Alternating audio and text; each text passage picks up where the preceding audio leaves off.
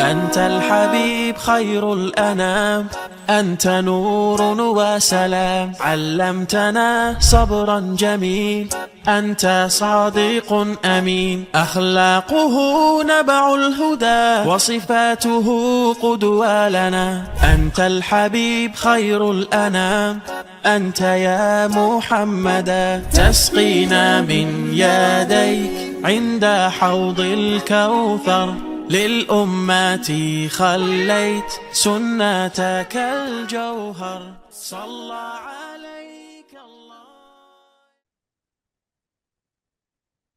Regular webinar persembahan Meaningful Ways. Feel the way, find the meaning bersama Bunda Ambar. Bismillahirrahmanirrahim. Allahumma inna nas'aluka ilman nafi'an wa na'udzubika min ilmin la yanfa. Rabbi zidni ilma warzuqni fahma. Amin ya Allah ya rabbal alamin. Untuk itu kepada Bunda Ambar dipersilakan, Bun. Siap, Kang Reza. Hatur nuhun kesempatannya. Izin kita mulai sambil share slide-nya ya, kawan-kawan. Sudah keluar, Kang Reza? Aman ya? Oke. Bismillahirrahmanirrahim. Wallazi anzala sakinah fi qulubil mu'minin. Allah yang memberikan rasa ketenangan kepada kalbunya orang-orang yang beriman. Allah yang memberikan rasa tentram, kebahagiaan, kedamaian ke dalam hatinya orang-orang yang soleh, maka tiada tempat jalan kembali pulang melainkan mendekat kepada sumber ketenangan, yaitu Allah Subhanahu wa Ta'ala. Alhamdulillah, kawan-kawan, Allah masih izinkan kita bangun pagi hari ini dengan sebaik-baik keadaan, dengan sebaik-baik kondisi, baik lahir maupun batin. Allah membangunkan kita dalam keadaan yang terbaik. Allah bangunkan kita dalam keadaan yang cukup. Maka sebetulnya tidak ada yang perlu kita cari lagi, karena semuanya sudah Allah berikan. Maka sudah selayaknya hatinya orang beriman itu diliputi ketenangan. Karena Allah sudah janjikan dari ayat yang barusan kita simak ya, Allah memberikan ketenangan ke dalam kolbunya orang beriman. Sehingga kalau kita benar, ya bukan hanya ngaku-ngaku sebagai mukmin, tapi hati kita masih gelisah, masih ngerasa kurang, masih ngerasa belum cukup, maka kita coba perlu pertanyakan lagi ke dalam diri kita. Kita ini benar-benar udah beriman atau cuma ngaku-ngaku aja? Karena rasanya kok hidup ini banyak kurangnya ya. Kok rasanya hidup ini banyak gak sesuainya ya dengan keinginan. Kok masih banyak sempitnya ya dada ini. Masih sering sesaknya ya nafas ini. Karena yang kita rasakan, rasanya ya Allah kok gini sih. Kita belum puas dengan apa-apa yang udah Allah kasih. Padahal yang Allah kasih pasti cukup. Pasti yang terbaik. Pasti yang paling pas untuk kita. Karena Allah Maha tahu. Cuman kitanya aja ya hamba yang seringkali sok tahu. Makanya suka protes, komplain sama fase hidup yang lagi Allah kasih saat ini. So, bismillah, hari ini mari kita mulai dengan sebuah pertanyaan reflektif dari sebuah judul. Apa yang hatimu cari selama ini? Artinya ketika kita mencari sesuatu, berarti sesuatu itu belum ada di dalam diri kita. Makanya kita masih mencari, ya nggak kawan-kawan? Nah, semakin kita jauh mencari, semakin waktu kita disibukkan sama mencari sesuatu yang belum ada, yang belum Allah kasih, maka kemungkinan besar hidup kita akan penuh kesia-siaan. Maka kemungkinan besar hidup kita akan penuh dengan waktu yang terbuang begitu saja. Padahal kalau niatnya kita mau mencari yang terbaik, sudah Allah kasih. Sudah Allah takdirkan, sudah Allah tetapkan. Kalau kita mencari yang terbaik. Cuman kadang kita mencari yang terbaiknya versi diri kita ya. Ingin mengubah keadaan seperti yang kita mau. Ingin mengubah seseorang seperti yang kita mau. Sehingga hati kita terus diliputi kelelahan karena mencari sesuatu yang memang belum Allah berikan. Dalam hidup kita banyak juga hal yang ingin kita kejar, ingin kita raih, ingin kita dapatkan. Bahkan gak jarang kita mendapatkannya dengan cara-cara yang yang penting dapat. Gak peduli halal haram, gak peduli ini nyakitin orang atau enggak, gak peduli ini nyinggung orang lain atau enggak. Karena manusia kadang gitu ya, kalau sudah diliputi keinginan, maka dia akan berusaha dengan banyak cara untuk mendapatkan hal itu. Kalau hidup kita terus dipenuhi hal kayak gitu kawan-kawan, maka hati kita akan rentan kelelahan. Karena kita terus mencari-cari apa yang belum Allah kasih ke dalam hidup kita. Nah, maka coba kita tanya ke dalam diri kita. Silakan kita jawab dengan jujur sejujur-jujurnya di dalam diri kita. Kan kita kalau ditanya, kita hidup ini mau mencari apa? Ya nggak sih? Bangun pagi, terus siap-siap, pergi keluar rumah. Ada yang sekolah, ada yang bekerja. Pokoknya aktivitas-aktivitas yang kita mulai di pagi hari, itu apa yang kita cari? Ya, banyak mungkinnya kita akan kupas pelan-pelan nih. Ada yang mungkin mencari harta, kesehatan, jabatan, atau sebenarnya ketenangan batin yang kita cari. Ujung-ujungnya kan kita mencari ketenangan ya nggak? Ngapain kerja biar dapat uang? Terus uangnya buat apa? Ya kalau udah ada uang, ya kita enak mau ngapa-ngapain juga bisa. Mau makan tinggal beli jajan, tinggal makan. Mau jalan-jalan tinggal jalan-jalan gitu kan. Buat apa jalan-jalan? Ya biar hatinya tenang. Ya. Sehingga dari yang kita cari itu ujung-ujungnya mencapai ketenangan. Ya nggak sih kawan-kawan? Mencari kebahagiaan katanya tuh. Kenapa pagi-pagi olahraga? Biar sehat. Terus kalau udah sehat, mau apa? Ya udah sehat kita bisa beraktivitas ngapa-ngapain. Bisa kerja, bisa mencari nafkah, segala macam. Ujungnya apalagi? Ketenangan juga yang dicari. Sehingga banyak jawaban kita yang kita lakukan selama ini gitu ya.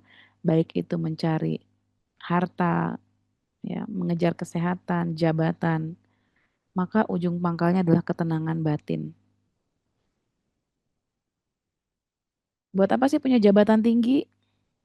Kenapa orang berlomba-lomba pengen naik jabatan terus setiap di periode waktu tertentu? Biar apa? Semakin punya luas kekuasaannya. Kenapa makin luas kekuasaannya? Biar bisa mengatur kebijakan, gitu ya. Ujung-ujungnya apalagi yang dicari? Biar bisa ngikutin apa yang kita mau. Kalau udah bisa diikutin yang kita mau, baru bisa tenang. Gitu katanya ya. Sehingga ujung pangkal dari yang kita cari sebetulnya ketenangan batin ini. Ya. Hidup sehat buat apa? Ya kalau sakit-sakitan stres. Ya enggak? Masa baru capek dikit, ngeluh. Aduh, aduh, ada yang sakit kepala lah, ada yang sakit perut lah, sakit pinggang, segala macam gitu ya. Dikit-dikit, aduh. Karena kan ketika sakit juga bikin kita kurang tenang juga ya, kawan-kawan gitu. Nah, jadi yang kita cari itu sebetulnya bukan sesuatu yang fata morgana ini semua. Kita akan lihat lagi nih. Sebuah pertanyaan reflektif lagi. Mengapa banyak orang yang merasa hampa meski sudah sukses secara duniawi? Banyak kan nih menurut kawan-kawan kondisi ini? Uangnya banyak, harta di mana-mana, mobilnya udah kayak showroom di garasi rumahnya. Rumahnya udah segede gaban, Ya, kawan-kawan Kak Reza tahu tuh gaban tuh gede gimana. Ya, kenapa sih orang yang sukses secara duniawi tapi tetap ngerasain hampa? Kayak nggak menemukan makna hidup. Sudah berkeluarga, sudah punya anak-anak yang solih, solihah, yang baik, yang kasep, yang gelis. Pekerjaan oke lah, mapan. Penghasilan lebih dari cukup. Relasi banyak. Bisnis di mana-mana. Orderan gak pernah sepi. Apalagi? Semua lancar. Semua mudah. Masalah gak terlalu berarti. Tapi ternyata meskipun kondisinya begitu, dia merasa hampa malah. Padahal semua yang orang-orang cari itu ada di dia. Tapi dia sendiri kayak ngerasain apa ya, justru kayak nggak punya apa-apa, nggak punya makna.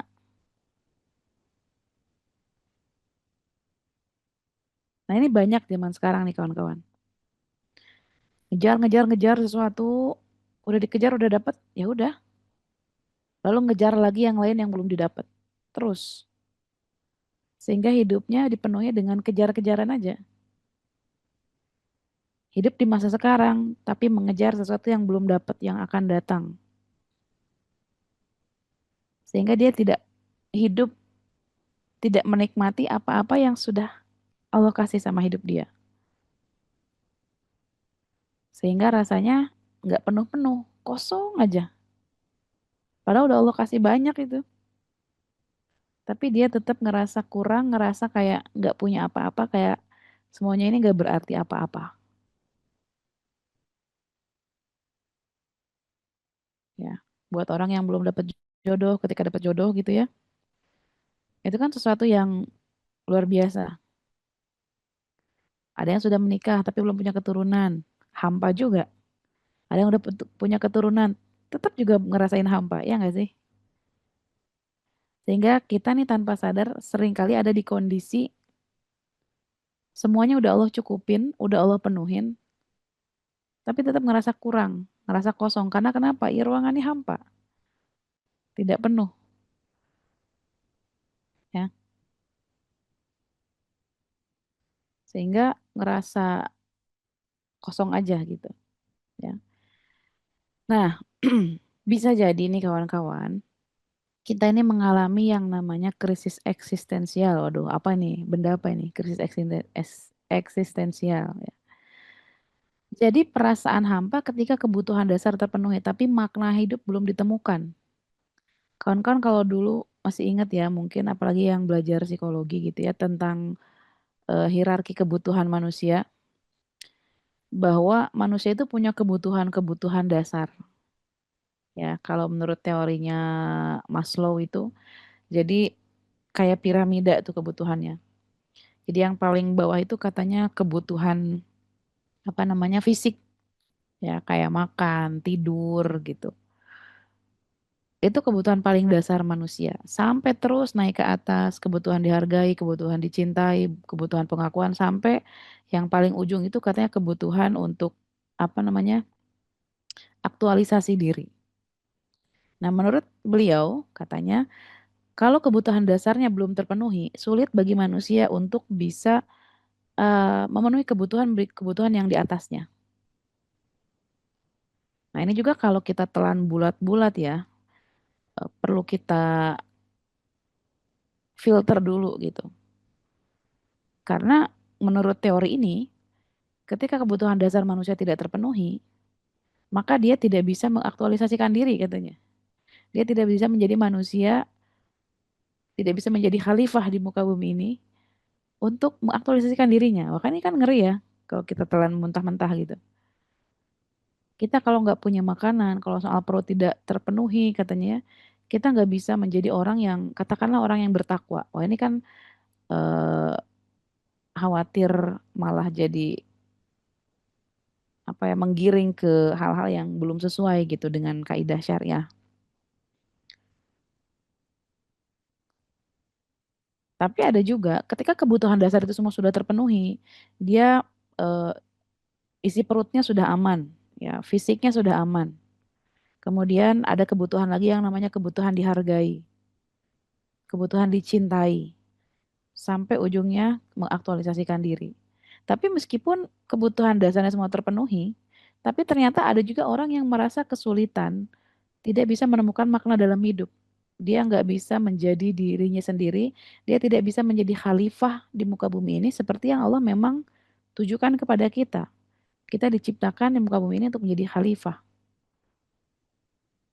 Karena kenapa? Ya mungkin kalau dari teori ini ada kebutuhan-kebutuhan yang belum terpenuhi. Misalnya kebutuhan dihargai, kebutuhan penghargaan. Ketika kita sudah berbuat baik, ternyata nggak ada yang muji nih. Ternyata nggak ada yang bilang keren, nggak ada yang bilang hebat. Posting di media sosial, nggak ada yang nge-like, nggak ada yang komen. Itu akhirnya jadi kosong. Nah katanya kalau kebutuhan itu tidak terpenuhi, manusia akan sulit berjadi apa ya menjadi dirinya yang aktual. Nah ini kan bicara soal kebutuhan dasar itu luar biasa ya. Manusia memang banyak sekali fokusnya untuk memenuhi kebutuhannya. Nah kalau kita fokusnya ke hal ini kawan-kawan, maka kita akan sulit untuk menemukan makna hidup. Kita akan terus mencari sesuatu yang gak dapat-dapat. Kita akan coba kupas lagi nih ya. Ini kita agak belajar psikologi nggak apa-apa ya. Hitung-hitung kuliah. Nah ini dari seorang tokoh Viktor Frankl namanya ya, teori logoterapi. Jadi sebenarnya manusia itu ya, dia pada dasarnya itu mencari makna, meaning, bukan sekedar kesenangan, joyful. Jadi manusia itu bukan hanya manusia yang butuh makan, minum, tidur. Manusia itu didefinisikan sebagai sosok yang mencari makna, gitu ya. Bukan yang sekedar memenuhi isi perutnya atau memenuhi isi di bawah perutnya.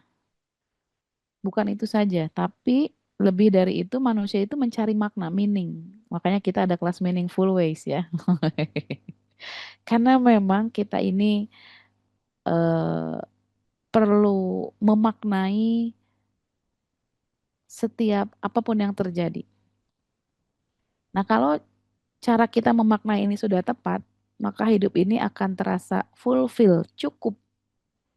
Tapi kalau memaknainya belum pas, maka kita akan selalu ada dalam keadaan kurang. Nah, ini makanya pemaknaan ini penting, kawan-kawan. Jadi kita ini manusia bukan hanya sosok yang eh, kalau lapar makan, kalau tidur, kalau ngantuk tidur gitu ya, hanya seputaran itu tidak. Tapi bagaimana di balik makan itu kita menemukan makna sesuatu. Ya, sebenarnya contoh aja nih makan. Kalau menurut di teori ilmu psikologi kawan-kawan ya, kita kan memang butuh makan ya enggak? Tapi kan untuk makan itu banyak hal yang perlu kita perhatikan. Kalau asal makan, kita bisa aja asal makan. Tapi di dalam diri kita ini punya satu saringan, filter. Kalau menurut teori psikoanalisa ada yang namanya id, ego, super ego gitu kan. Jadi nafsu makan itu masuknya ke id tuh. Id itu semua sifatnya manusia yang instingtif. Rasa lapar itu kan manusiawi ya. Nah tapi masalahnya ketika kita mau makan, kalau kita nggak punya super ego yang bisa apa namanya menyaring itu semua, maka kita akan makan apapun, apapun. Gak peduli makanan itu halal atau haram. Bagaimana cara mendapatkannya? Apakah dapat makanannya hasil mencuri atau bukan? Yang penting makan aja gitu. Makanya Allah karuniakan kalau dalam ilmu psikoanalisa itu super ego. Dia yang mengontrol, yang memberikan masukan bahwa kamu harus makan makanan yang halal. Dan bukan hanya halal tapi toyib. Nah, jadi ada satu id, keinginan gitu ya. Ada juga super ego yang apa ya istilahnya mengikat kita dengan norma, aturan. Nah, di tengah-tengahnya ada yang namanya ego. Nah, ego ini yang apa ya, menimbang-nimbang gitu. Saya mau makan seenaknya aja, nggak peduli halal haram. Yang penting makan, kebutuhan saya terpenuhi. Tapi juga menyaring bagaimana yang saya makan ini halal atau tidak. Yang uang suami dibawa ke rumah itu halal apa tidak. Itu perlu disaring. Anda sebagai istri penting buat nanyain kalau suami tiba-tiba bawa uang banyak. Biasanya misalnya sebulan bawa berapa gitu ya. Tiba-tiba ini kok melimpah banget. Itu perlu di apa ya? Perlu dipastikan kehalalannya. Jangan sampai wah itu dia. Sampai ada kasus katanya seorang yang petugas gitu bilang sama istrinya bahwa uang dapat memeras itu halal katanya. Wah, ini bahaya juga ya. Maka perlu kita saring nih. Jangan hanya sekedar banyak uang, jangan hanya sekedar makan, tapi itu halal apa enggak? Baik apa enggak? Nah, maka meaning ini kita perlu cari, bukannya sekedar kenyang, bukan hanya sekedar haus kita hilang, lapar kita hilang, tapi di balik makanan aja itu perlu kita maknai. Nah, Allah karuniakan kepada kita akal gitu ya, untuk ketika kita lapar, bergerak mencari makanan. Ya. Maka setiap detik kita dihadapkan pada pilihan-pilihan untuk melakukan hal yang baik atau hal yang tidak baik. Kita setiap detik dikasih pilihan untuk melakukan yang halal atau yang haram. Ya enggak kawan-kawan? Maka di sini bukannya sekedar memenuhi kesenangan kita, membuat kita puas, gitu ya, joyful, bukan sekedar senang, tapi di balik itu kita perlu mencari makna. Kita makan ini selama ini niatnya kan cuma buat makan aja ya. Padahal kalau kita maknai itu doa sebelum makan, wih, itu kalau dibahas bisa seharian kawan-kawan, membahas tentang doa sebelum makan. Kenapa sih doa sebelum makan itu sampai jauh banget? Allahumma barik lana fima rozaqtana waqina azabannar. Kok mau makan aja sampai doanya bawa-bawa api neraka? Ya enggak? Kalau dipikir-pikir coba. Padahal mau makan doang gitu. Kok doanya sampai bawa-bawa ke neraka gitu?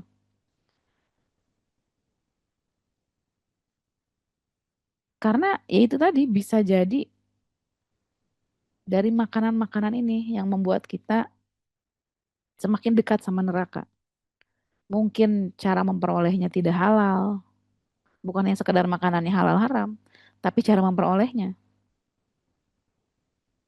Perhatikan uang yang kita terima untuk membeli makanan. Sumbernya halal apa enggak? Kenapa ada seseorang yang dia kalau dinasehatin agama kok bebal banget ya? Kok susah mengertinya ya? Bisa jadi mungkin ada harta yang tidak halal yang dia nikmati. Kenapa anak-anak kita mungkin dinasehatin kok ngelawan terus, ngebantah terus? Mungkin kita menafkainya dengan harta yang tidak halal. Sehingga kalau makanan tidak halal masuk ke dalam tubuh manusia, itu ketika ada nasihat kebaikan, ya, pemahaman agama masuk, itu kayak nguap aja gitu.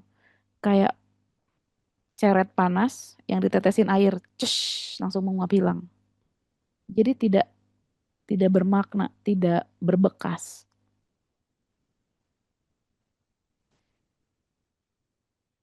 Maka kita cek gitu ya. Misalkan di keluarga kita kok rasanya kacau banget ya. Mungkin juga tercampur sama harta yang tidak halal. Nah, jadi banyak uang bukan berarti nggak boleh banyak uang gitu ya. Karena kan manusia pada dasarnya senang ya banyak uang. Kawan-kawan senang nggak kalau uangnya banyak? Jujur. Ya, Kang Raja juga senang tuh kalau dikasih banyak uang. Iya, saya kalau kasih uang tiba-tiba misalnya ke kawan-kawan kasih 5 juta, nggak ada sebab apa-apa. Senang nggak? Oh, senang. Ya, senang banget lah. Ya, tapi masalahnya bukan sekedar kesenangan. Hati-hati juga gitu. Perlu perlu mencari makna dari itu semua.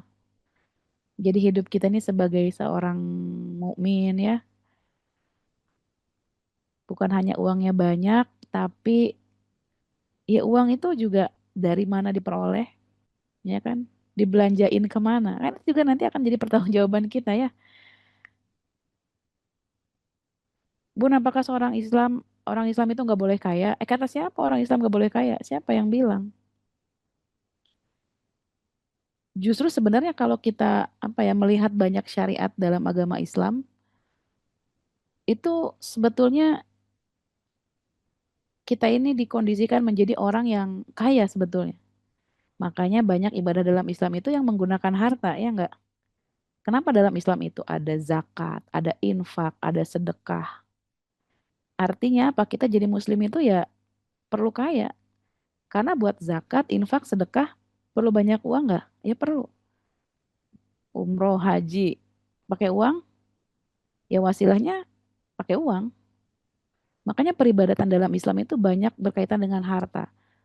Tapi bukan berarti mengajarkan kita untuk mengumpul-ngumpulkan harta gitu ya. Eh, menumpuk-numpuk tidak. Nah, tapi meaning di balik itu semua. Kenapa ada zakat? Di Islam itu kan ajarannya memberi, memberi, memberi ya enggak? Ya, berbagi, memberi, menginfakkan sebagian harta. Artinya apa? Setiap orang senang kalau banyak uang. Tapi mari kita coba kupas di balik itu semua.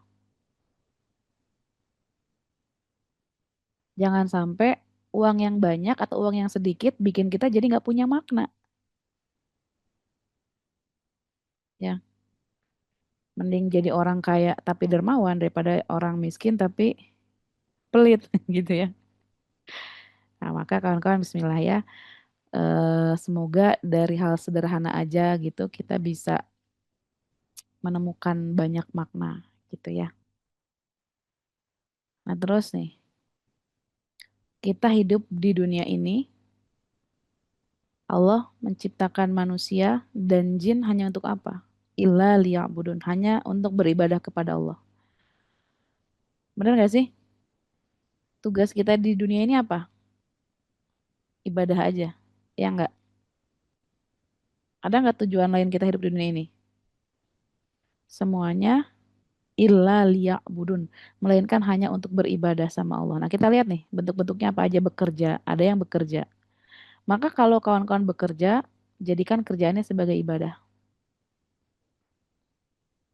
Baik itu ada yang memuji pekerjaan kita, ada yang bahkan bukan memuji lagi ya, mungkin menghina gitu. Kalau tujuannya ibadah,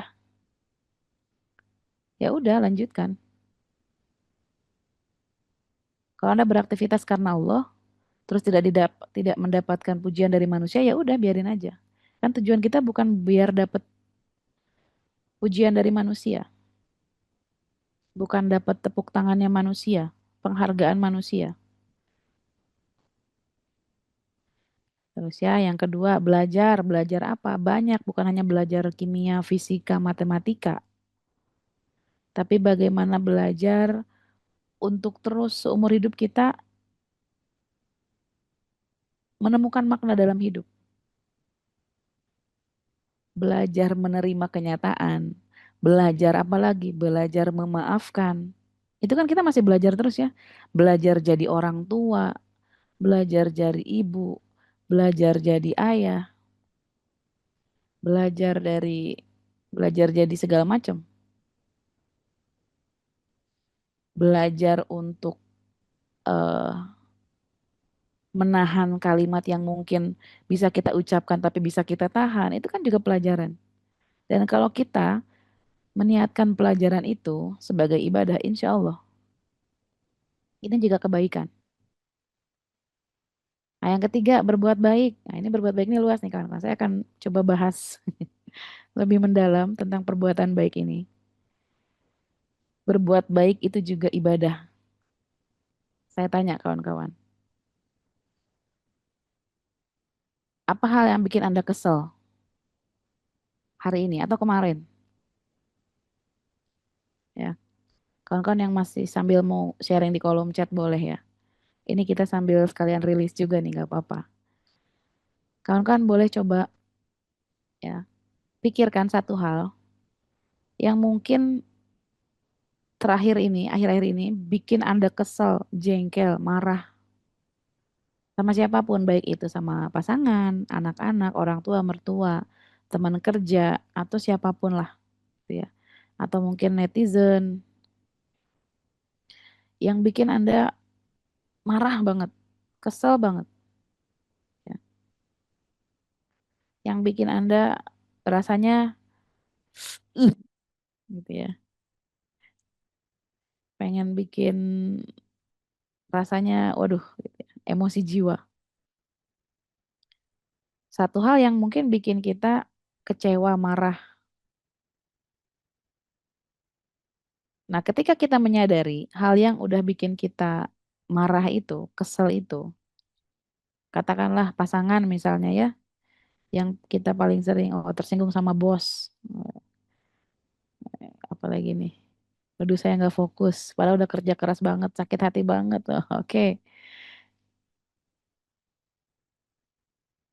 kesel lihat anak, anak belum peka, sebel diatur-atur, sama suami karena bohong, masya Allah, bohong terus nggak pernah jujur, waduh, masya Allah ya.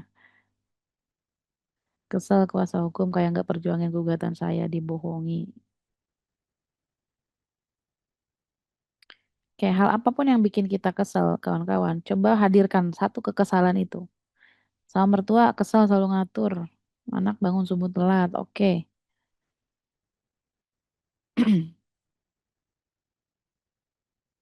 Ketika kita kesel sama orang itu,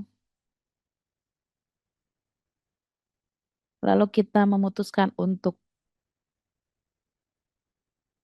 menerima itu sebagai satu kejadian yang perlu kita lewati dan memaafkan orang itu ibadah apa bukan?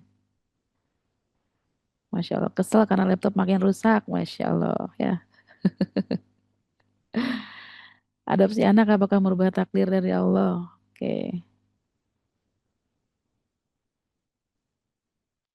mungkin karena apa? Belum Allah titip keturunan ya.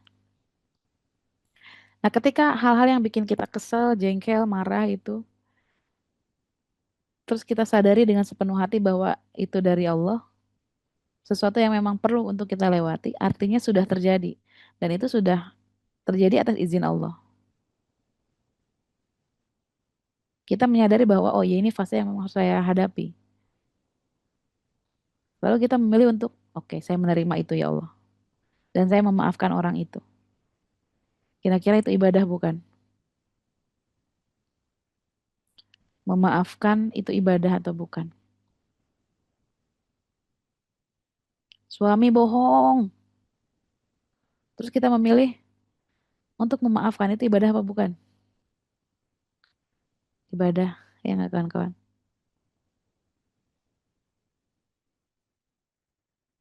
Menerima keadaan pengennya begini ya Allah. Tapi kok jadinya begitu ya? Menerima rasa sakit dari satu kejadian dan menyadari sepenuhnya bahwa itu dari Allah, itu ibadah apa bukan kira-kira? Dititipin anak yang mungkin masih susah dibilangin dan setiap hari rasanya menguji kesabaran kita. Sehingga kita dilatih terus kesabarannya. Itu ibadah apa bukan?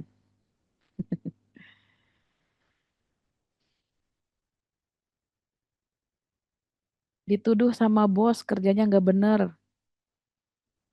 Terus kita bersabar menghadapi itu. Ya Allah, Engkau yang paling tahu ya Allah. Aku kerjanya kayak gimana? Ibadah bukan tuh kira-kira? Memaafkan orang yang nyebelin, ngeselin, ibadah apa bukan?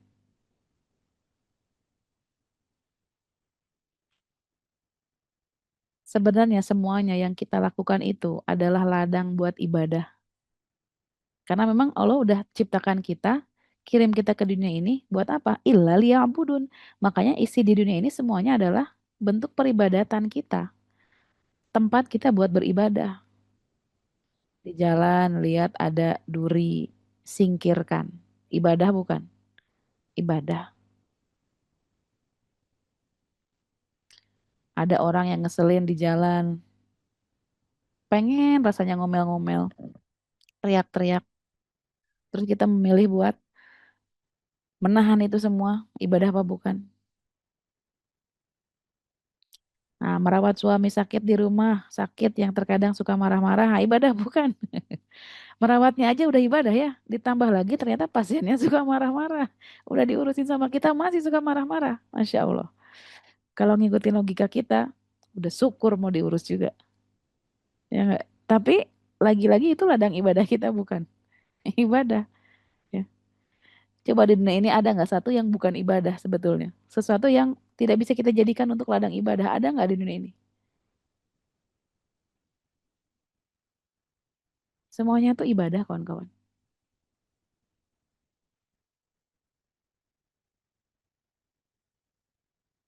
Memaafkan kesalahan suami berkali-kali, anak, itu ibadah. Nggak ada yang nggak ibadah di dunia ini sebetulnya. Kita bisa memilih itu semua sebagai jalan ibadah.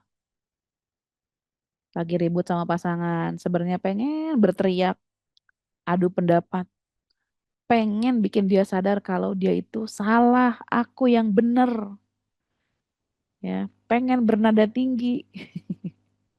Tapi kita memilih untuk tidak berteriak, tidak meninggikan suara di hadapan pasangan, itu juga ibadah. Kalau kita lakukan ibadah hanya karena Allah, maka kebaikan itu semuanya akan bernilai ibadah, kawan-kawan.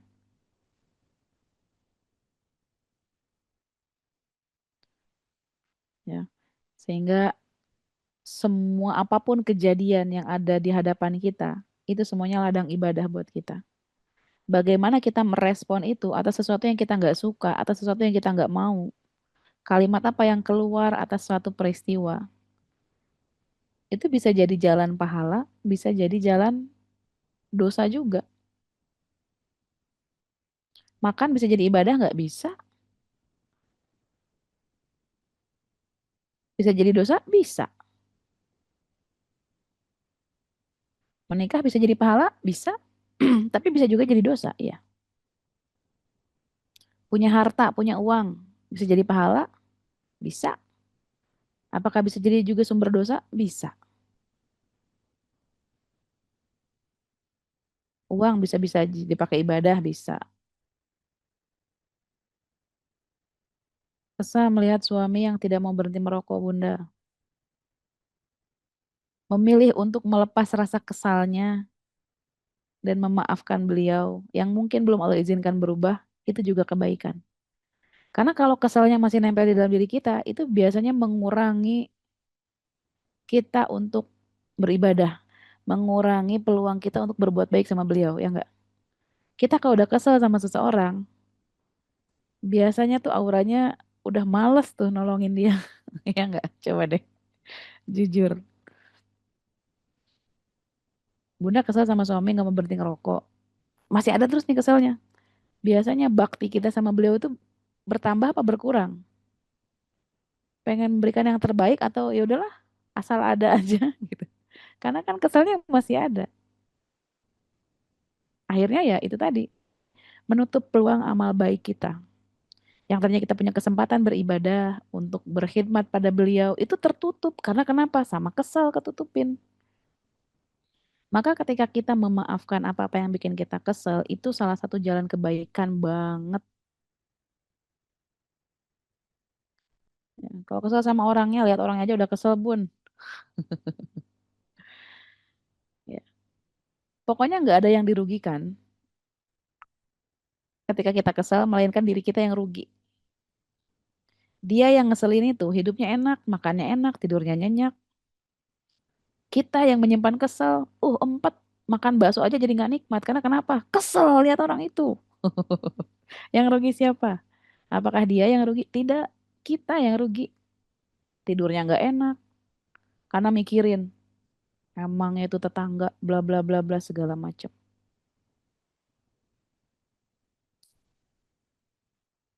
Jadi kalau kesal sama orang lain mesti gimana, Bun? Pertanyaan baik ya, langsung menjurus. Lepaskan rasa kesalnya. Dengan cara apa? Ya memaafkan. Karena kita mah nggak punya jalan lain. Karena kita mah nggak bisa mengubah orang lain ya nggak? Kita bisa nggak mengubah orang lain? Nggak bisa, ya. Jadi ketika kita kesel, sadari kalau kita lagi kesel, lalu lepaskan keselnya. Karena sesuatu yang masuk ke dalam diri kita itu perlu dilepaskan. Kawan-kawan beberapa hari lalu mungkin belajar juga ya sama Dokter Gustav. Hari apa tuh? Ya. Jadi sesuatu yang katakanlah energi gitu ya, energi itu perlu dialirkan. Marah, emosi itu ya, itu sebuah energi. Termasuk kesel, termasuk sedih, segala macam. Jadi kalau kita lagi masuk sedih, kesel, itu jangan dibiarkan diam di dalam diri kita. Itu perlu dialirkan, dikeluarkan, dilepaskan. Karena kalau enggak, katanya akan timbul radang ya, kata Dokter Gustaf ya. Makanya ketika kita nih, kawan-kawan, dari ilmu neuroscience gitu ya, ketika kita merasakan kesel, sedih, itu emosi itu menumpuk di satu titik. Makanya muncul radang. Makanya kita, emosi itu kan dari kata emovere ya, movere, jadi bergerak, motion. Jadi ketika kita merasakan suatu emosi tertentu, itu ketika kita diam, itu menumpuk di satu titik tuh energinya. Yang bikin tiba-tiba kita bikin, aduh sakit sesuatu di bagian tertentu. Maka perlu kita gerakan, misalnya kita dengan berjalan gitu ya, biar tidak menumpuk di satu titik. Sehingga memaafkan orang yang ngeselin kita, itu adalah kebaikan. Dan kalau kita memaafkan orang itu, diniatkan untuk ibadah hanya karena Allah, itu juga kebaikan. Tapi kan kita selama ini perihal memaafkan aja ya, rasanya berat banget. Karena kenapa? Kita menganggap memaafkan orang yang bikin kesel itu rugi. Enak deh dia dong, nanti gitu aja dimaafin. Nanti dia nggak sadar-sadar Bun kalau dia salah. Nanti dia nggak berubah-berubah Bun kalau aku maafin gitu aja. Nah itu kita seringkali memaafkan itu keuntungannya buat orang lain.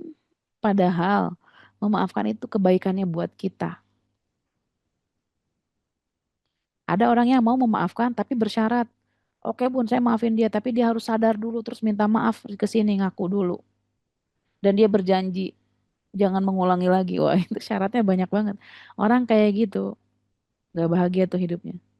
Aku udah maafin dia Bun, tapi dia melakukan kesalahan lagi. Ya tinggal maafin lagi. Tugas kita mah maafin, bukan bikin orang sadar. Dan sampai kapanpun kita mah nggak dikasih kemampuan bikin orang lain sadar. Itu mah bukan ranahnya kita. Itu mah kuasanya Allah. Jadi kalau kita maafin dia, tapi harus pakai iming-iming dia harus sadar dan berjanji tidak mengulangi, oh itu kita akan capek. Maka beribadahlah karena Allah. Memaafkan karena kenapa? Ya karena Allah. Karena Allah suruh. Jadi memaafkan itu bukan karena dia udah sadar dulu baru kita maafin. Memaafkan itu bukan karena dia udah baik dulu baru kita maafin. Saya maafkan kalau bayar hutangnya. Berarti kalau dia belum bayar hutang, masih mangkal terus nih di sini. Yang rugi siapa? Diri kita. Dia yang punya utang, enak tidur, enak makan gitu ya. Kita udah uang kita hilang, hidup kita sengsara,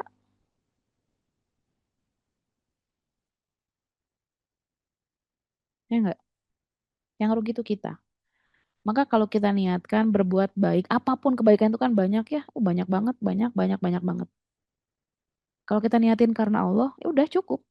Masalah dia mau berubah atau tidak, udah kita mah maafin bukan karena dia, tapi karena Allah. Kalau dia sadar atau tidak dengan kesalahannya, bukan urusan kita, ada kita mah maafinnya karena Allah. Bukan karena dia sudah berubah, atau bukan karena dia sudah bayar utangnya. Kalau kayak gitu ceritanya, kita akan capek kawan-kawan. Ya. Dan memaksakan, ya betul, nuntut orang lain buat berubah. Tugas kita di sisi Allah mah memaafkan itu aja, bukan bikin dia berubah, apalagi bikin dia sadar atas kesalahannya, atau bikin dia menyadari bahwa kamu tuh udah melukai aku loh, menyakiti aku loh. Enggak. Dikuatkan dengan apa? Banyak ayat-ayat di Al-Quran tentang memaafkan. Ya enggak? Bahkan Allah itu menciptakan menciptakan surga yang luasnya seluas langit dan bumi. Buat siapa? Buat orang yang salah satunya yang memaafkan. Yang pertama, orang yang menginfakkan harta di jalan Allah. Yang kedua, menahan amarahnya. Yang ketiga, orang yang memaafkan. Jadi salah satu ibadah itu ya, maafin itu memang kenapa perlu karena Allah aja. Karena kalau bukan karena Allah, demi Allah kita akan capek beramal baik di dunia ini. Demi Allah. Kalau kita berbuat baik di dunia ini bukan karena Allah, demi Allah Anda akan capek seumur hidup.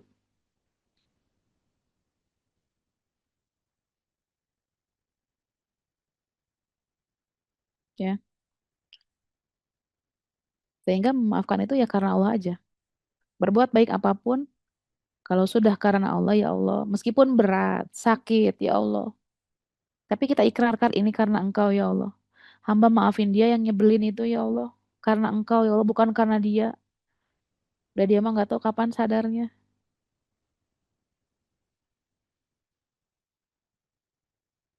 Pernah dengar kalau syaraf kejepit itu karena selalu menahan-nahan hati. Benar ya? Ya, jadi banyak faktor psikis pengaruh ke fisik. Asam lambung juga kan sebenarnya bukan karena makanan-makanan banget ya. Niat pengen maafin pelakor, tapi kalau ingat lagi kelakuannya, oke. Ketika kita menahan-nahan diri untuk memaafkan, yang rugi siapa? Sudahlah suaminya diambil orang, kita masih menyimpan amarah, kita ruginya 2 kali.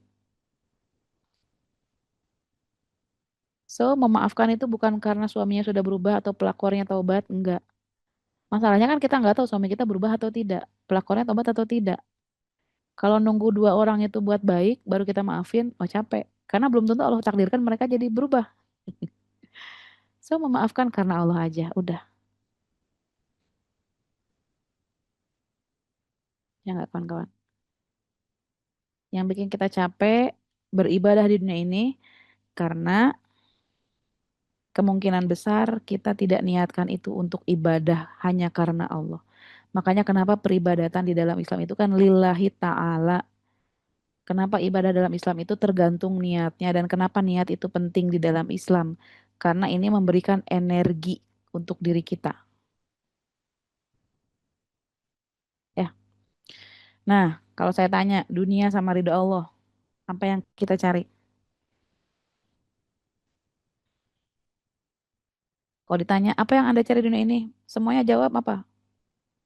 Ingin mencari ridho Allah. Benar nggak? Sepakat nggak nih kawan-kawan semua? Kalau saya tanya, apa yang Anda cari? Mau nyari dunia apa mau nyari ridho Allah? Coba jawab. Ridho Allah bun, oke. Ridho Allah, ridho Allah. Saya yakin semuanya jawab ridho Allah. Ya. Kenapa sih pengen ridho Allah?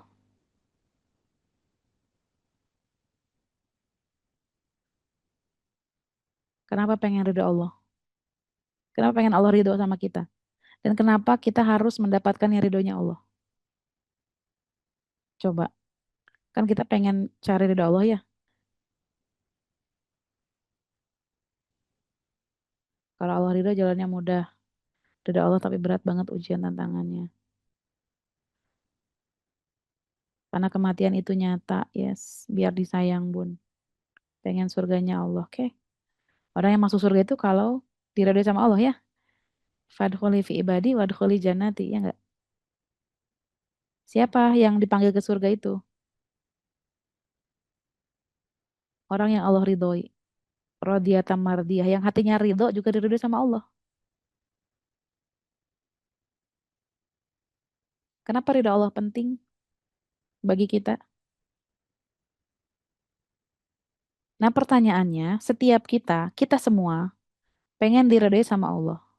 Tapi curangnya kitanya belum ridho sama apa-apa yang Allah kasih. Coba, bener gak nih? Belum ridho kalau ternyata Allah kasih ujian, suaminya diambil pelakor. Belum ridho ternyata ketika Allah kasih ujian, anaknya begini. Belum ridho ketika kasih Allah ujian, ternyata kita dikasih atasan yang model begini. Belum ridho ketika dikasih ujian tentang harta, keturunan, pasangan, apapun. Kita masih belum ridho sama takdir yang Allah kasih sama kita sekarang. Hmm. Kita ini curang ya, pengen dapat ridhonya Allah, tapi kitanya belum ridho sama apa-apa yang Allah takdirkan. Ya gimana juga ya. Sedangkan kata Allah, ya ayat Tuhan nafsul mutmainnah, irji'i ila rabbiki radiyatan mardiyah. Jadi masuklah ke dalam surgaku kata Allah dengan hati yang ridho, yang puas. Radiyatan mardiyah, hati yang puas lagi diridhoi olehnya. Hati yang ridho juga diridhoi olehnya. Jadi sebelum Allah ridho sama kita, kitanya ridho enggak nih dikasih sama Allah? Ya gimana Allah mau ridho sama kita, kitanya aja masih komplain sama takdir yang Allah kasih. Kenapa suamiku begini ya Allah? Kenapa anakku begini ya Allah? Kenapa aku terlahir dari ibu yang seperti ini ya Allah? Kenapa aku terlahir dari bapak yang seperti ini ya Allah?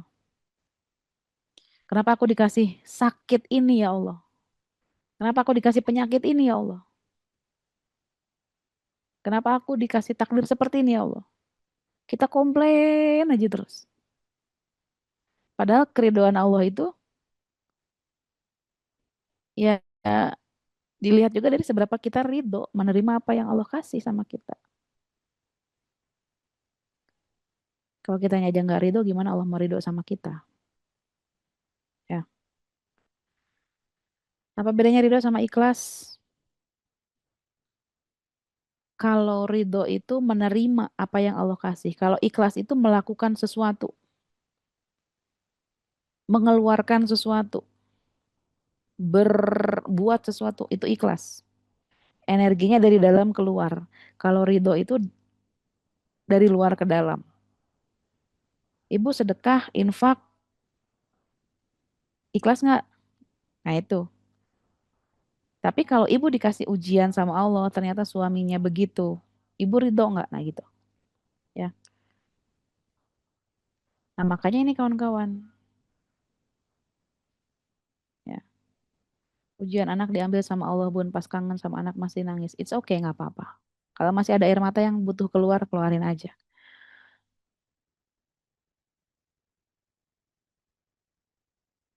Sehingga kawan-kawan ya, kalau kita benar yang kita cari ridho Allah, maka kita tidak akan melihat dunia. Dunia itu apa? Bukan hanya harta, jabatan, bukan. Bukan seputar itu aja, dunia tuh banyak. Kalau kita berbuat sebagai istri ya berjuang, berupaya menjadi istri yang baik, tapi ternyata suaminya masih begitu, ya biarin aja.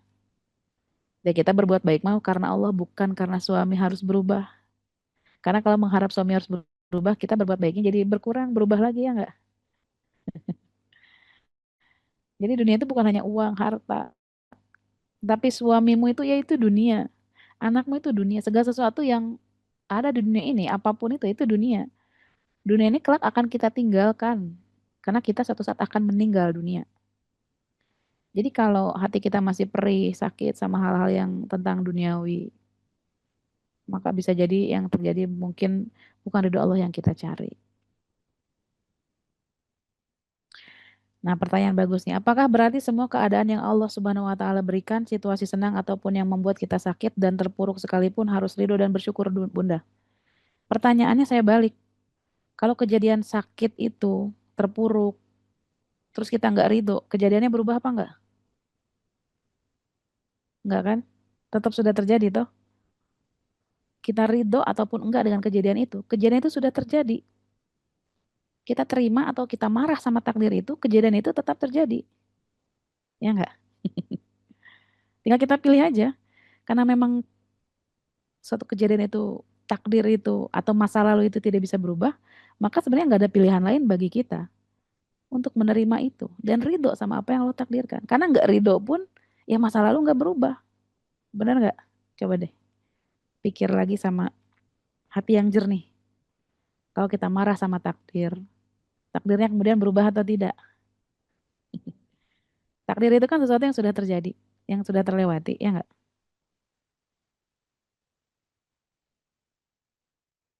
Maka sadari kalau kita benar-benar mengimani rukun iman yang terakhir itu ya, percaya bahwa semua takdir, nggak ada takdir baik, nggak ada takdir jelek sebetulnya. Semua takdir itu pasti yang terbaik. Cuman kejadiannya aja yang menurut kita tuh rasanya manis atau pahit gitu loh. Padahal sejatinya kan kita meyakini ya, yang Allah kasih itu pasti yang terbaik nggak? Yang Allah takdirkan sama kita itu jawabannya A pasti baik atau B kadang-kadang baik, kadang-kadang tidak. Coba jawab deh. Yang Allah takdirkan itu pasti baik atau B kadang-kadang baik, kadang-kadang tidak baik. Coba. Jawabannya A atau B, kawan-kawan. Ya. Karena Allah Maha Tahu. Allah itu yang Maha, ya Maha Tahu lah. Nah, itu semua jawabannya A, pasti baik. Kuncinya itu aja pegang satu. Takdir dari Allah itu pasti terbaik. Gak mungkin Allah menakdirkan sesuatu yang tidak baik buat hambanya. Tapi pun apakah ada kebaikan dari satu kejadian yang tidak menyenangkan? Pasti ada kebaikan. Dan Allah pasti tambahkan kebaikan dari setiap kejadian. Karena Allah Maha Tahu. Kitanya aja yang belum tahu ada kebaikan apa di balik takdir Allah yang rasanya pahit. Mungkin ketika kita sekarang lagi ngalamin takdir pahit ini, rasanya perih gitu ya, pengen apa air mata tuh keluar terus. Hati tuh rasanya aduh gimana gitu ya. Ketika kita menyadari, mengakui bahwa oh ini dari Allah, ya. Segala sesuatu yang sudah terjadi itu kan kita sebut masa lalu ya. Benar nggak? Masa lalu itu yang kita sebut dengan takdir kawan-kawan. Yang sudah terjadi, yang sudah terlewati, yang sudah kita rasakan. Itu takdir. Namanya masa lalu. Kalau kita terima masa lalu itu, artinya kita menerima takdir dari Allah. Kalau kita marah sama masa lalu itu, artinya kita juga marah sama takdir Allah. Apapun itu ceritanya, kisahnya masa lalu itu.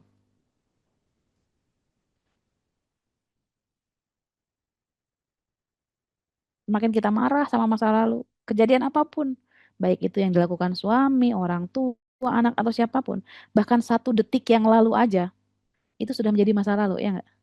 Benar nggak sih? 5 menit yang lalu, itu sudah menjadi masa lalu dan kita nggak bisa kembali. Kalau kita menerima kejadian di masa lalu, artinya kita sedang menerima takdir dari Allah. Dan gak ada kebahagiaan lain bagi seorang mukmin selain menerima apa-apa yang Allah takdirkan. Itu aja. Jadi masa lalu, sedekat apapun atau sejauh apapun, kalau kita menerimanya, itu akan bahagia kawan-kawan. Allah turunkan kebahagiaan. Huwallazi anzala sakinah. Ingat Allah ngasih kebahagiaan, ketenangan.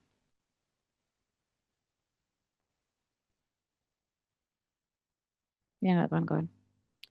Bahkan sama kejadian 5 menit yang lalu, 10 menit yang lalu, apalagi yang 10 tahun yang lalu. Kalau kita nggak terima, masih nggak terima aku diginiin bun.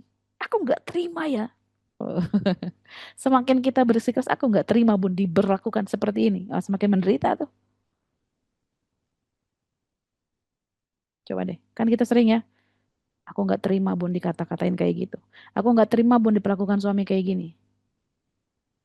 Wah itu capek kawan-kawan. Ya,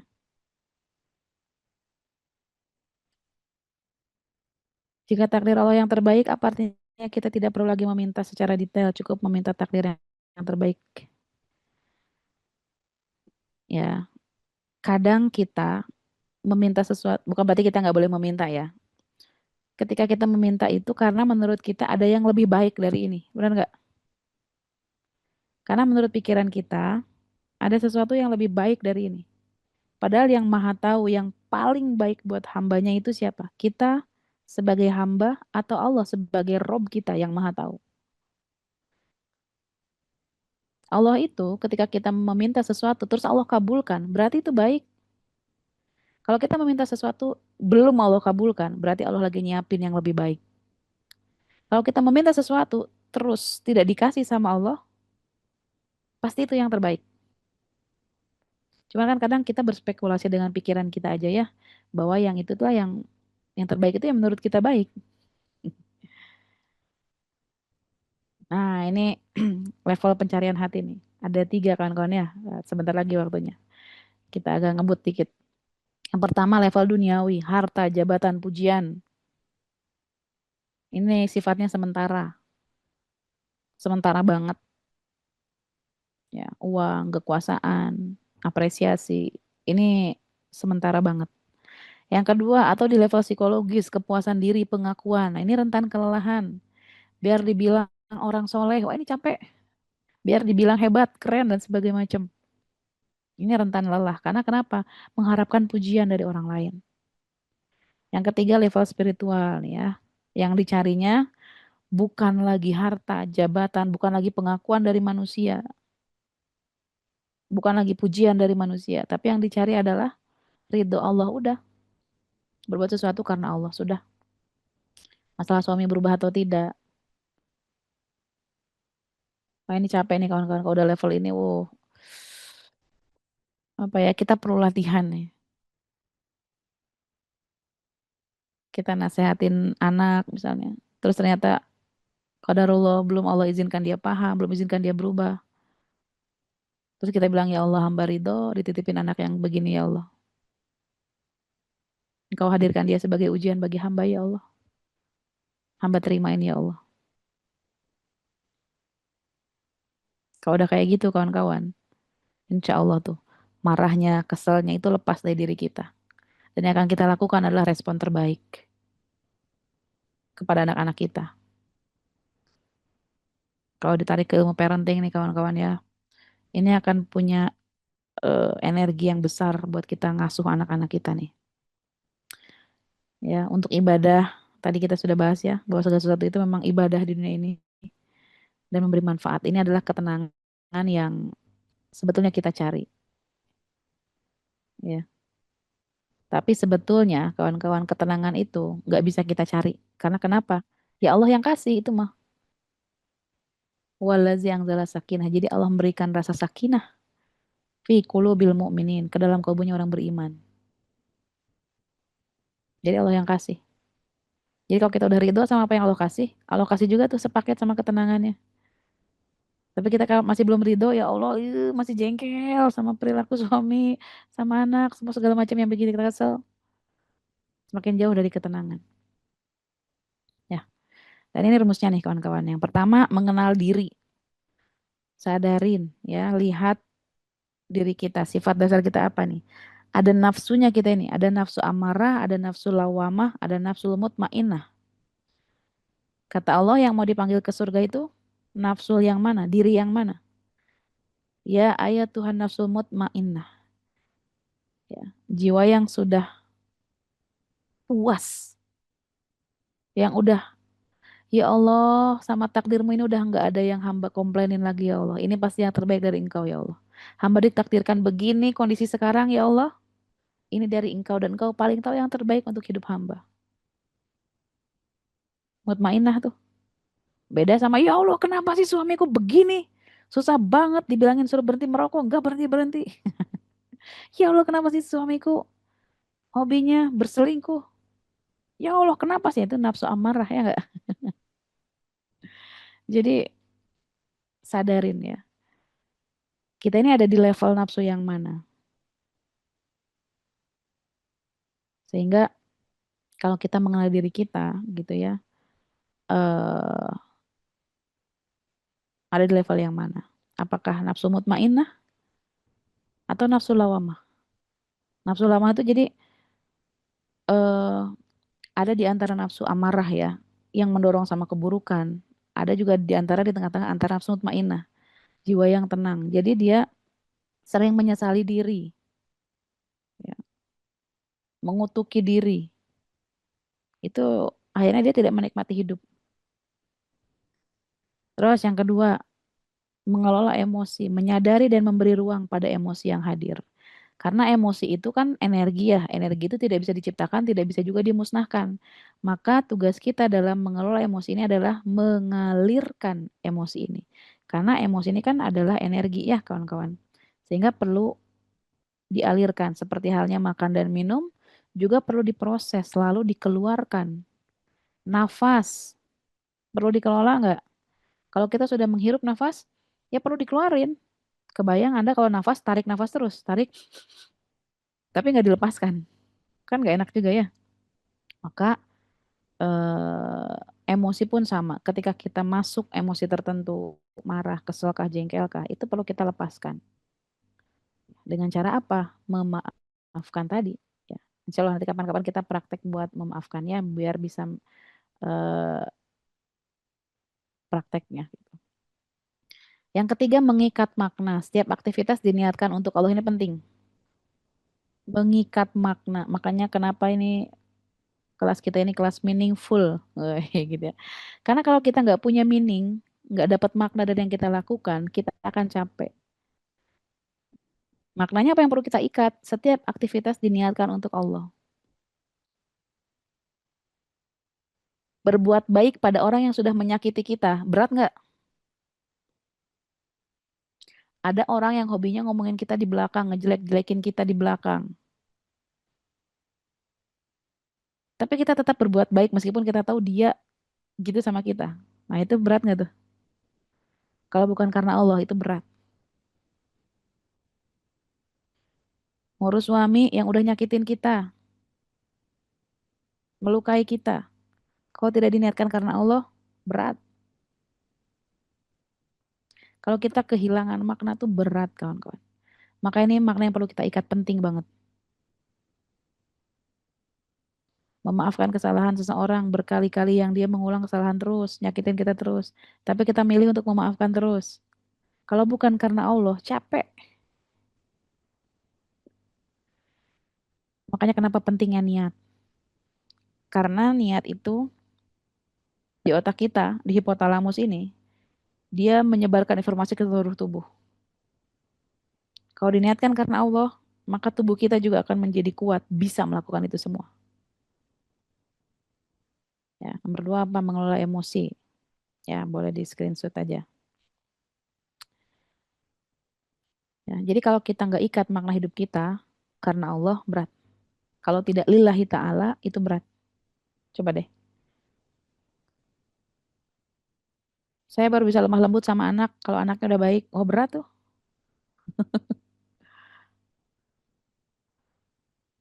Saya baru bisa sabar kalau dianya udah berubah, oh itu berat. Kalau bukan karena Allah, semuanya berat. Nyimpen anduk basah suami di kasur, kalau bukan karena Allah, berat. Ngomel-ngomel nanti ya. Suami bekas tutup toples gula, garam, nutupnya nggak rapet. Bekas saus, bekas tomat, apa, kecap. Itu kalau bukan karena Allah, capek kita ngomel-ngomel. Nyimpen barang, nggak pada tempatnya lagi. Karena kita terbiasa nyimpennya teratur gitu ya. Kalau nggak kita simpenin lagi nggak karena Allah, itu capek. Aduh, ya nggak? Gek, gek, gek, gek, relate katanya ya. Oke. Padahal memang berat. Ya, makanya ini karena latihan kawan-kawan. Latihan itu ya riadoh. Perlu dilatih terus. Awalnya memang berat. Kayak gigi satu gitu kan. Kalau di mobil tuh berat awalnya. Tapi kalau udah gigi 4, gigi 5, wong udah gaspol gitu ya. Terbiasa. Ya, sama berarti semuanya iya. Jadi Anda nggak sendirian memang. So, apapun hal berat yang Anda lakukan saat ini, Anda boleh hadirkan hal berat itu apa sekarang? Niatkan karena Allah. Udah. Bukan karena orang itu. Selesai. Bismillah. Kita latihan. Meskipun berat, kita lakukan. Kita latih. Nggak rapat nutup toples. Kesel nggak Bu? Lihat suami toples tutupnya nggak dirapet. Emang susah ya nutup toples gitu. Apakah perlu ada pelatihan khusus buat nutup toples? Sebenarnya dia bisa nggak nutup toples dengan benar? Bisa. Tapi kenapa sih? Nah itu kalau nggak diniatin tuh, ngebenerin tutup toples nggak karena Allah. Capek hari kita sehari ini akan nggak mood gara-gara tutup toples yang nggak ditutup rapet. Gara-gara hal kecil kebayang ya nggak? Ah gitulah kawan-kawan hidup ya. So kalau bukan karena Allah, semua aktivitas kita akan capek. Meaningless hidup kita, nggak ada artinya.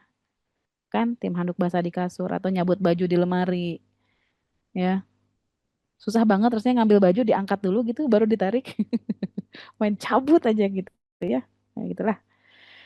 Suami kalau nyari barang bikin ribut. Nah, kalau bukan diniatin bantu nyari barangnya karena Allah, capek ributnya. Kita aja kawan-kawan ya. Nah, hati yang gelisah adalah tanda ia sedang mencari Allah, maka temukan dia sebelum penyesalan. So, hati yang gelisah itu tanda, sinyal kita butuh Allah. Karena bisa jadi kita melakukan ini belum karena Allah. Betapa banyak hal remeh-temeh aja kita lakukan bukan karena Allah. Kalau hati kita gelisah, nggak enak, nggak nyaman, bisa jadi kita udah jauh dari Allah. Ya, Bismillah kawan-kawan ya, Insya Allah kita syukuri hari ini. Kegelisahan yang terjadi juga perlu kita syukuri karena itu tanda Allah sedang menunggu kita kembali buat pulang. Bagaimana caranya Allah mengundang kita untuk kembali pulang? Ya, dengan cara melihat handuk basah sembarangan. Dengan cara melihat ya tutup toples nggak ditutup rapat. Dengan cara anak yang mungkin susah bangun sholat subuhnya. Allah sedang menunggu kita di sana. Dengan cara apa Allah hadirkan orang-orang yang menyakiti kita. Allah menunggu kita di sana. Akan ada satu hal yang bikin kita untuk selalu mencari Allah. Untuk kembali kepada Allah. Dari setiap semua kelengkapan, kesempurnaan, keistimewaan yang Allah kasih sama kita, pasti akan Allah hadirkan satu hal yang bikin kita untuk dipaksa sujud kembali sama Allah. Dan setiap orang beda-beda. Ya, habis makan sampahnya di meja, piringnya nggak disimpan lagi, gelasnya nggak disimpan lagi. Ada Allah di sana sedang menunggumu. Barakallahu fikum kawan-kawan. Selamat menemukan kembali Rob kita. Barakallahu fikum. Assalamualaikum warahmatullahi wabarakatuh. Saya kembalikan ke Kang Reza. Waalaikumsalam warahmatullahi wabarakatuh. Masya Allah. Alhamdulillah. Turnuhun, Bunda Ambar, terima kasih banyak. Syukran jazakillah khair pagi hari ini. Ya, mudah-mudahan jadi sarana kita semakin mengenal diri tadi ya. Kemudian kita juga bisa mengelola emosi kita dan terus bisa semakin mengikat makna dalam kehidupan kita dari apapun yang kita jalani saat ini, segala amanah yang Allah titipkan kita bisa ridho. Wah, ini keren banget sih. Oke, Bunda, terima kasih banyak sekali lagi dan Bapak Ibu sekalian bagi yang merasa banyak manfaat pada kesempatan pagi hari ini atau tadi mungkin ada yang terlewat juga. Nah, boleh menyimak rekamannya ya. Jadi pastikan kakak-kakak semua tergabung ke grup Meaningful Ways ya. Pastikan Bapak Ibu semua sudah tergabung di grup Meaningful Ways karena nanti akan ada update-update di sana. Dan kalau boleh dituliskan dengan satu dua kata, boleh dong apa yang menggambarkan perasaannya setelah mengikuti webinar Meaningful Ways pagi hari ini. Nah, alhamdulillah daging semua. Bu Pia nih Masya Allah, Alhamdulillah ilmunya. Jeleb, sadar, plong, lega. Oh Masya Allah, hati jadi lapang, koreksi diri tertampar. Mas Reja cocok jadi penyiar radio. Salah, bukan yang itu. Masya Allah, luar biasa. Alhamdulillah lega semakin koreksi diri, relate Masya Allah. Dan bagi ibu-ibu atau teman-teman semua khususnya yang pengen mengenal lebih dalam lagi tentang dirinya atau mungkin butuh untuk menjeda diri gitu ya. Ini ada yang spesial tahu nggak di hari ini sebetulnya. Jadi alhamdulillah saya yang bocorin nggak apa-apa Bunda Ambar. Oh iya, siap. Nanti Mas Bunda Jan. Ambar yang menguatkan lah ya insya Allah.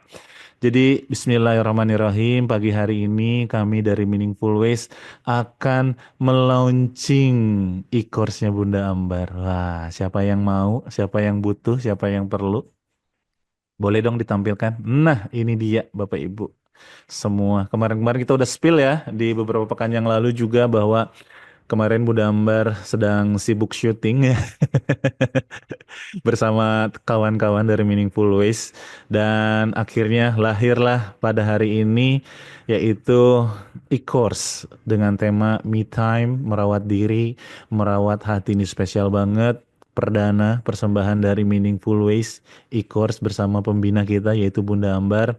Ini apa yang kita tawarkan? Nih tentu saja ada 5 video e-course terkait Me Time, ada modul panduannya juga. Kemudian nanti di sana juga ada bonus video sesi di mana Bunda Ambar Q&A dengan moderator kita gitu ya. Ada tuh. Kemudian ada juga nih spesial untuk launching hari ini. Ada bonus e-course juga dari Ustadz Indra Firmansyah dan juga ada beberapa rekaman eksklusif Bunda Ambar. Dan hari ini khusus banget ini 59.000 aja. Nah, gitu ya. Ini sampai dengan 57% setelah nanti beberapa periode ke depan sampai dengan 31 Juli aja nih, harga normal itu akan kembali ke 139.000.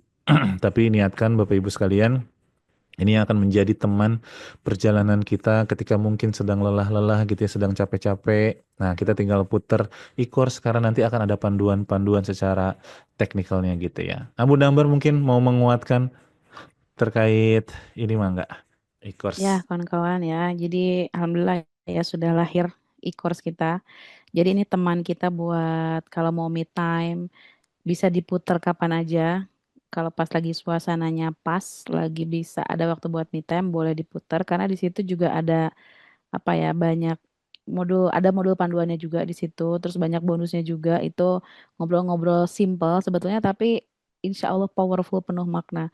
Hal kecil yang sering kita lewatkan, hal-hal sederhana yang mungkin sering kita abaikan, tapi itu ternyata powerful banget buat kita bisa merawat diri kita, merawat hati kita, bukan hanya sekedar merawat di salon ya, bikin kulit kita jadi glowing, shining, shimmering, splendid.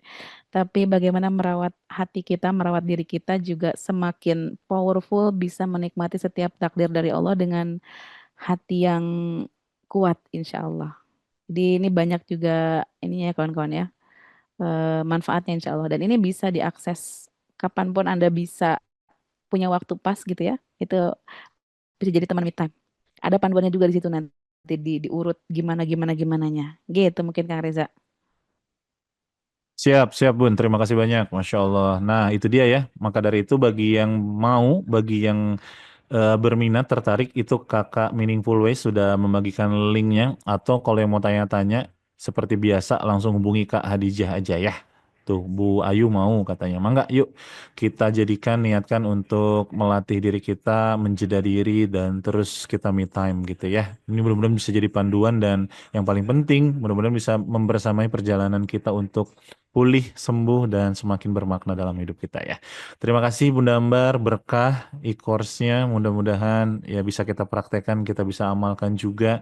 Dan satu lagi ingin mengingatkan kepada sahabat Meaningful Ways dimanapun berada, untuk besok kita pun ada kelas eksklusif ya di pekan ini khusus muslimah, khusus ibu-ibu. Nah, yang sedang ingin dikuatkan, yang ingin memperdalam lagi tentang jeda, yang sedang kelelahan, keletihan dengan segala aktivitasnya, insya Allah akan dibersamai oleh Bunda Sukma dan Bunda Ambar. Nah, ini jadwalnya dicatat dulu.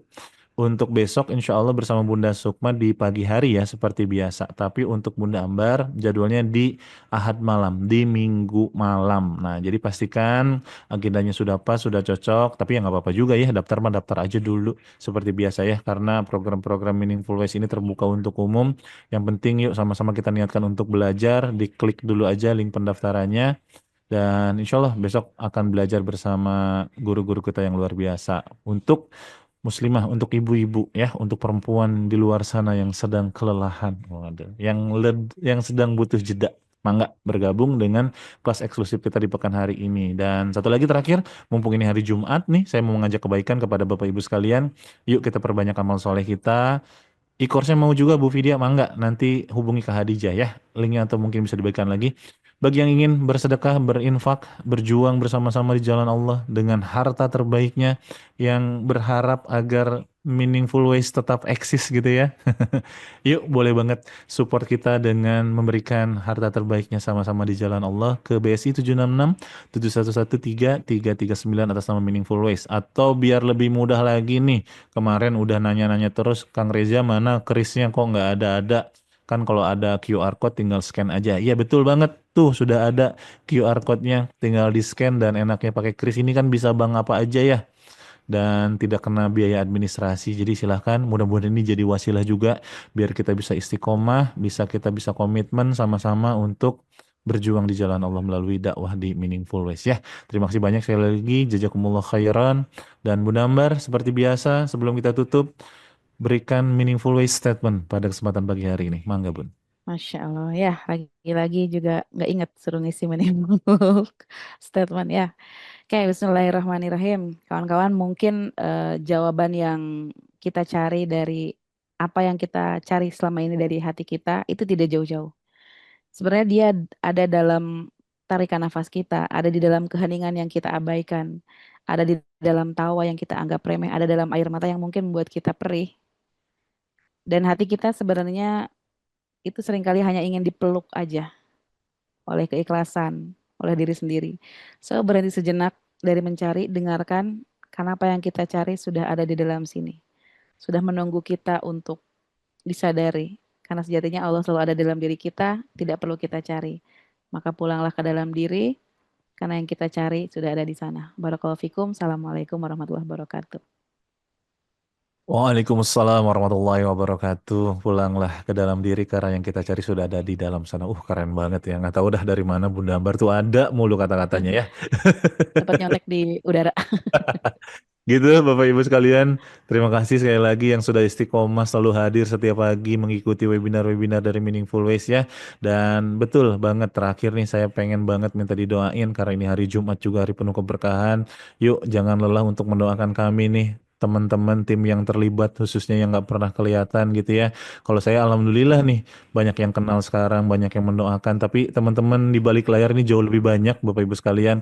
Ada kakak desainer, ada kakak admin, kakak operator gitu ya, dan juga banyak-banyak teman-teman di dalam sana.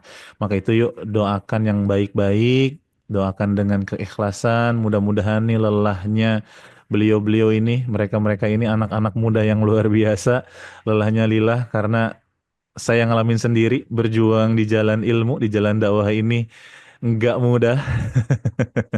Dan tapi pasti selalu indah insya Allah ya. Yang kuat ya kakak-kakak semua. Terus berjuang sama-sama yuk kita menghadirkan program-program terbaik di Meaningful Ways. Yakinlah Allah ngelihat kita kok segala lelalanya kita ya. Dan Bapak Ibu juga semuanya terima kasih banyak yang selalu hadir. Karena tanpa sahabat Meaningful Ways yang hadir ya apalah kita ya. Maka dari itu yuk besok-besok ngajak-ngajak lagi.